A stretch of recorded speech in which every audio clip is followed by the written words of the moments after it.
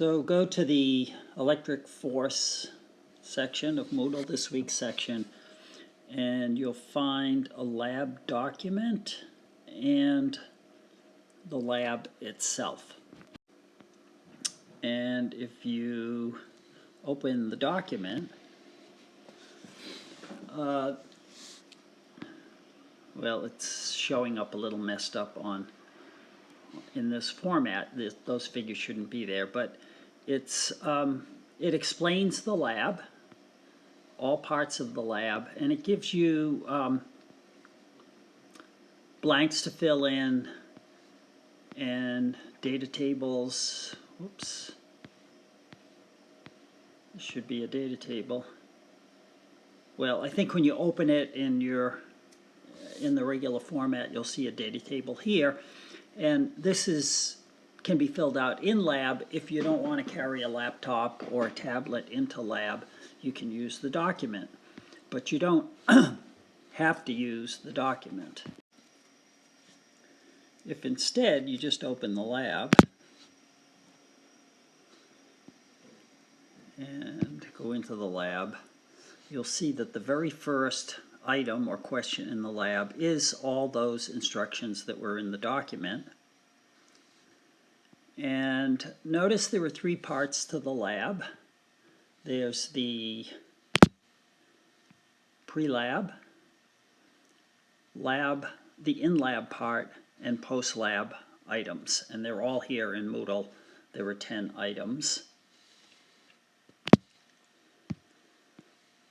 And so you can read about the pre-lab task here. And you really should do that before Tuesday. And when you complete that, if you go down to the other part of this first question, you'll see in the response template, this is just your instructions. If you go down to what I call the response template, you'll see a place, a place to enter your scores for the 2 pre-lab assignments.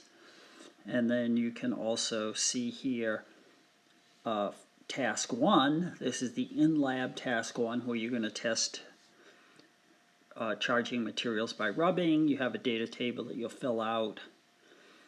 You have another table of values, the triboelectric series table that you have to fill out for your lab investigations, for what you do in lab and from the table. And then task 2, there are instructions for task 2, and you're going to be collecting data and answering questions on task 2.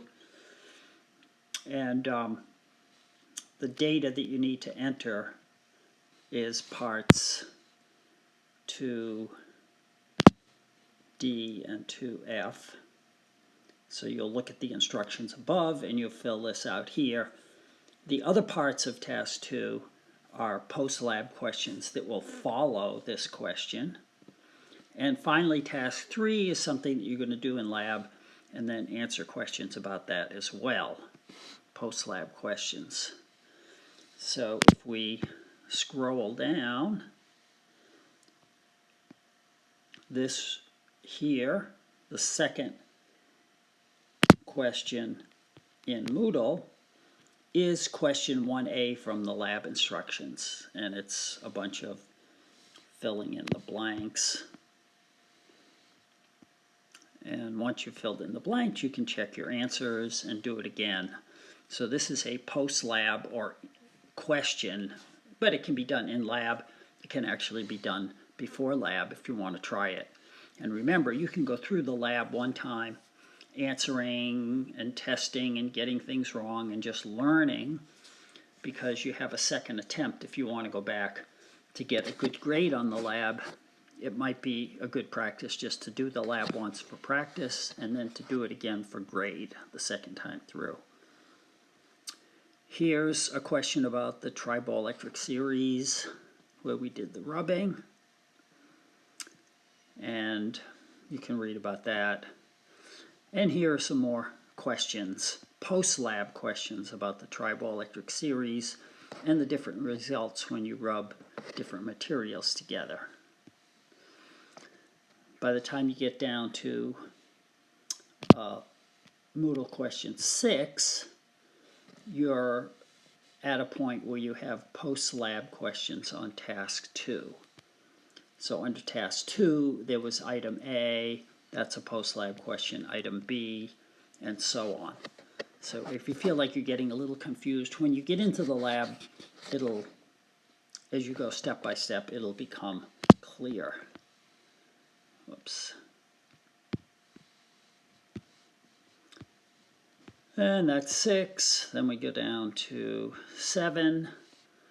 This is another question related to task 2. Question 8, a question related to task 2. And question 9 is a question related, it's called question 3 because it's related to task 3. And then the final question 10 is just questions, post-lab questions on conservation of charge and quantization of charge. And so you can answer those here. I was testing it. You can see I got them wrong on purpose. Okay, so that's the lab. If you have any specific questions about each one, you should email me, or actually better, either email me or better yet, post the question in the Q&A forum, and either Elise or I can answer them. Okay, good luck.